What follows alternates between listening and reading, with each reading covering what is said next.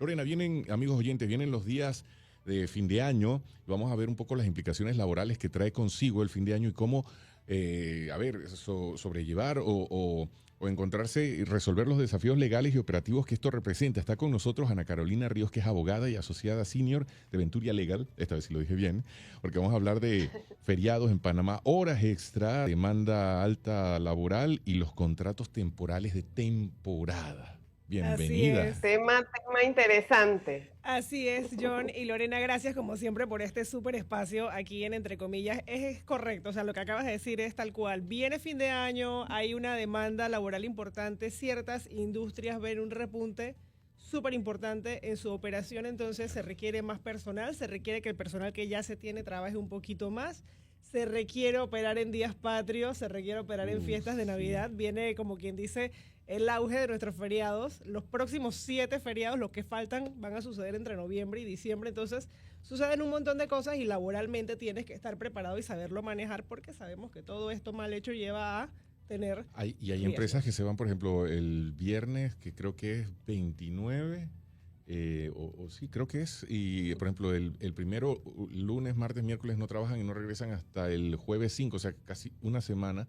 Por ejemplo, viene la complicación, cómo se pagan esos días, los días feriados versus los días libres. Es todo un tema. Exactamente, es un tema bien Sí, interesante. porque, por Mira, ejemplo, ahorita que viene Fiestas Patrias, Sí. o sea, yo creo que uno es sábado, entonces viene el 2 y lunes 3, 4, Ajá. sí, son varios Algo días. así. correcto, correcto. Empezando por el lunes 3 de noviembre, que es el próximo feriado. El lunes 3 de noviembre tenemos una festividad patria, es un día de fiesta nacional. El artículo 46 del Código de Trabajo lo establece como un día de descanso obligatorio y sigue el 5. Aquí está el primer issue de siempre, el 4 no es feriado. Exacto. Importante Algunas empresas mencionarlo. hacen arreglos, Correcto, pero no correcto. es En la oficial. práctica las empresas dan ese día de vacaciones, dan permiso remunerado, el que no puede, ¿verdad?, cancelar la operación o suspenderla permite que los trabajadores trabajen de forma remota. Hay muchas formas de hacerlo. En la práctica es muy común el permiso remunerado en el día 4, es casi un tema ya cultural, pero lo cierto es que el 3 y el 5 son los feriados. Luego sigue el lunes 10, también es un día feriado. Así Y es. finalmente el 28 de noviembre, que cae viernes, si no me Exacto. equivoco, es otro día feriado. Son los 4 días feriados que tenemos en el Noviembre. mes de noviembre. Porque después viene el Día de la Madre, que es lunes. Después viene el Día de la Madre, que es lunes, correcto. Tenemos el 20 de diciembre, que es un día de duelo nacional. Ojo, ese no es fiesta, es duelo nacional. No obstante, también tiene el mismo efecto, es un día de descanso obligatorio. Y finalmente, ¿verdad?, El jueves el 25, 25 de que diciembre. es jueves. ¿Cuáles son las implicaciones del feriado? Por decirlo en un español bien claro, bueno, que si usted tiene que poner a su colaborador a trabajar ese día, tiene que pagarle un recargo, Aunque sea teletrabajo. aunque sea teletrabajo. Si los días feriados no se le va a permitir a su colaborador descansar, entonces el colaborador va a tener el derecho de cobrar ese día, el salario de ese día de la jornada de trabajo, con un recargo del 150% sobre el salario. Es importante Están mis que... compañeros detrás de los controles, Lorena. Datos importantes, anotando. datos importantes. Exacto, información valiosa. Muy valiosa. 150% de recargo. Y ojo, esto es importante que lo sepa tanto el colaborador, ¿verdad? Porque va a estar en su derecho de Exigir. recibir su salario con este pago adicional. Y las empresas, de verdad, tienen que estar claras también de esto. ¿Qué pasa también del lado de las empresas? Y muchas veces el desconocimiento nos lleva a incumplir la norma. Hay Claro. personas, o he sabido de empresas que por desconocimiento le descuentan al trabajador esos días porque no lo ponen a trabajar. Estos son descansos remunerados. Es decir, usted no le va a descontar a su trabajador porque no trabajó. Simplemente no le tiene que hacer un recargo sobre el salario de esa jornada de trabajo. Y si trabaja, entonces sería un Con el recargo de 150%. 150. Y ojo, tiene que darle, dice el mismo artículo, ¿verdad? El artículo 48, tiene que darle a su trabajador un día de descanso adicional. Compensarle ese día de descanso que no le estás permitiendo tomar. Si ese día de descanso adicional no se lo vas a dar, entonces tienes que añadirle un 50% de recargo al trabajo de ese día compensatorio que no vas a permitir otorgar. Y aquí hay un tema también muy interesante y hay que tener cuidado. Tiene que ser un día de descanso compensatorio distinto al día de descanso contractual. Ah, Sí, no, que mi sí, el trabajador en la domingo. otra semana sí descansa. No, hay que darle un día de compensación. Entonces, importante, son datos que la empresa tiene que estar muy clarita cómo los va a estar tomando, ¿verdad? Cómo los va a estar apuntando. Y evitar errores. Y evitar errores, porque finalmente el trabajador va a tener el derecho de reclamar sus pagos, las prestaciones obviamente que se derivan de dichos pagos y finalmente el riesgo de una sanción o de una multa por estar pagando el salario de forma incorrecta. Licenciada, en el caso de... Lorena, adelante. Sí, iba a preguntar si el día tiene que ser día de, o sea, del lunes a sábado, o puede ser también un domingo, o depende del tipo de trabajo, porque hay trabajos pues que son, rotan diferentes días. Tiene que ser un día de descanso adicional, indistintamente de qué día se le vaya a otorgar. Lo cierto es que no debe ser el día que ya va a descansar según su contrato de trabajo. Me preguntan que los que están por servicios profesionales, ¿cómo aplica la norma? No aplica absolutamente nada de lo que está en el Código de Trabajo para el servicio para el que tiene un profesional. contrato. Eso es para el colaborador trabajador, correcto. Alguien que presta servicios de forma independiente, alguien que presta servicios profesionales, por decirlo así. Y esos días tiene que prestar servicios. Recordemos que, ojo, el servicio profesional es independiente, no hay un tema de una jornada, no debe haber un tema de una jornada de trabajo. Pero bueno, creo que podemos otro día venir a hablar de contratos por servicios y es muy interesante. Este es un temazo, Sí, vamos a apuntarlo, Vamos a apuntarlo. Pero sí. Y con esto vienen las horas extras, que también es otro dolor de cabeza. Ese es otro tema y eso es muy usual ahorita. Para el que no lo maneja es un dolor de cabeza, para el que está familiarizado, sí. Obviamente. Sí. Ahorita creo que ya estamos, ya ahorita en Panamá tú te das cuenta, sales a las 5 o 6 de la tarde, ya todo cierra más tarde, ya la calle está congestionada. Eso lleva a que hay horas extras en los comercios, hay horas extras en los restaurantes, hay horas extras en distintas operaciones e industrias que obviamente pues encuentran en esta época del año un repunte. ¿Qué pasa con las horas extras? Nosotros tenemos, ¿verdad? Y esto es complicado, créeme, para inclusive cuando hay generalistas de recursos humanos de otros países que tienen que venir a ver las horas extras a Panamá, tenemos 3 recargos distintos de horas extras. Dice el Código de Trabajo que pagas un 25% si la hora extra es en el día, es decir, antes de las 6 de la tarde. Pagas un 50% si la hora extra la haces en el periodo nocturno, entiéndase, después de las 6 de la tarde. Pero solo puedes hacer hasta 3 horas extras al día. Eso es importante tomarlo en cuenta. Si ya te pasas de 3 horas extras al día, vas a tener un recargo del 75% sobre la hora extra. Pero también está lo que dijiste, el tema de la mixta, 75% de recargo si estás alargando una jornada nocturna o una jornada mixta que inició en el periodo nocturno, entiéndase, antes de las 6 de la mañana. Entonces, claro, yo he trabajado en organizaciones en las que las personas no entran de que 8 de la mañana a 5. A veces entrabas a las 2 y salías, o sea, a las 3 y salías a las 10. Cosas como esas. Y agarraba parte del día y parte de la noche. Correcto.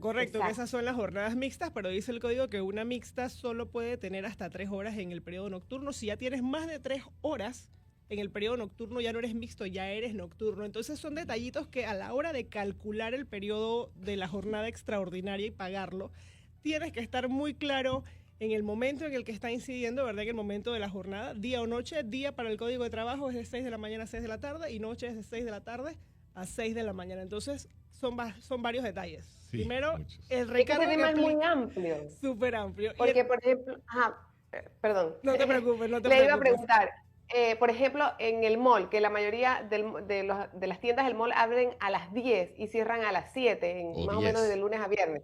Ahí entonces, ¿se aplica el de las 6 hasta las 6 de la tarde o ya sería como el nocturno? Todas esas jornadas... porque no está entrando a las 8 de la mañana. Sí, pero si entras a las 10 debe salir como a las 7. 3 de la tarde y terminaste con más de 3 horas en el periodo nocturno, entonces, ojo, que nada más pueden ser 7 horas de trabajo. Todo eso es primero el límite de la jornada, segundo el momento del día o de la noche en el que incide la jornada, la hora extra. Y ojo, esta es la hora extra regular. Si estamos hablando, y eso es muy usual ahora en la época que viene, si estamos hablando de una hora extra que sucede en un día de descanso, entiéndase el domingo o cualquier otro día de descanso, o inclusive las horas extras que suceden en los días feriados, porque hay comercios que los días feriados están trabajando. Esa hora extra lleva, o sea, primero lleva el recargo del trabajo en día de descanso, y a esa hora 150. ya, o a esa jornada ya recargada, le tienes que poner entonces después el recargo adicional de las horas extras. Wow. Hay horas extras y ojo, el límite es bien claro, 3 horas extras máximas al día, máximo 9 horas extra a la semana. Si ya tú excedes cualquiera de ambos límites, adicionalmente llevas un recargo más del 75% Mira, Lorena. de recargo sobre el salario, valga la redundancia. Lorena, tú que tienes un team ahí y que trabaja a contrarreloj cuando tienen que entregar la publicación. Sí, exacto, estoy anotando. Todo eso es muy importante. Hay empresas que me ha tocado la experiencia y siempre es una recomendación que hacemos dependiendo de la industria, ¿verdad? Ha pasado que luego de hacer esa revisión integral a las horas extras, a la jornada, a la forma en la que han venido trabajando, es más rentable contratar un turno adicional que pagar las horas extras. Sí. Porque el recargo es importante. Y ojo que hay límites que establece el código. Entonces tienes un riesgo ahí muy usual. Mientras estés pagándolas bien no vas a tener problemas. No se va a ir a quejar un trabajador porque le estás pagando bien las horas extras. Difícilmente, salvo hay un tema de que de verdad estás explotando a la gente. Claro.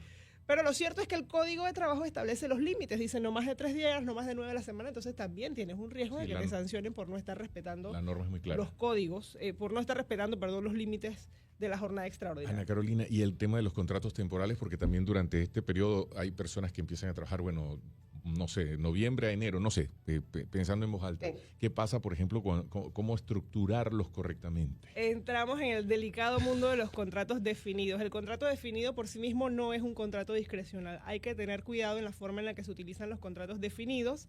Recordemos que una de las principales características del contrato definido en Panamá, de acuerdo al Código de Trabajo, es que tienen que constar por escrito. ¿Qué quiere decir esto? Que tiene que estar muy claramente establecido que ese contrato es un contrato definido. Ya sabemos que no puedes estar celebrando contratos definidos de forma recurrente, de forma sucesiva, porque estás ante relaciones indefinidas. Entonces, primero un contrato definido, muy bien estructurado, que establezca claramente su definición, su fecha de inicio, su fecha de final. No puede ser de más de un año. Obviamente en esta época estamos hablando de contratos que se celebran por 2, por 3, por 5 meses. Importante, todo contrato de trabajo tiene que tener una justificación si es definido. Entiéndase, tengo que establecer en el contrato por qué el contrato es definido, sobre todo si se trata, ¿verdad?, de posiciones que consisten en el giro ordinario, es decir, estoy contratando por un periodo cortito a personas que ocuparán los cargos que ocupa el resto de mi personal, mis cargos permanentes. Sin embargo, la justificación pues, puede ser la temporada alta, alguna nueva línea de negocios que se esté atendiendo por esta época, alguna sucursal, la necesidad de doblar la mano de obra, qué sé yo. Hay que establecer, ¿verdad?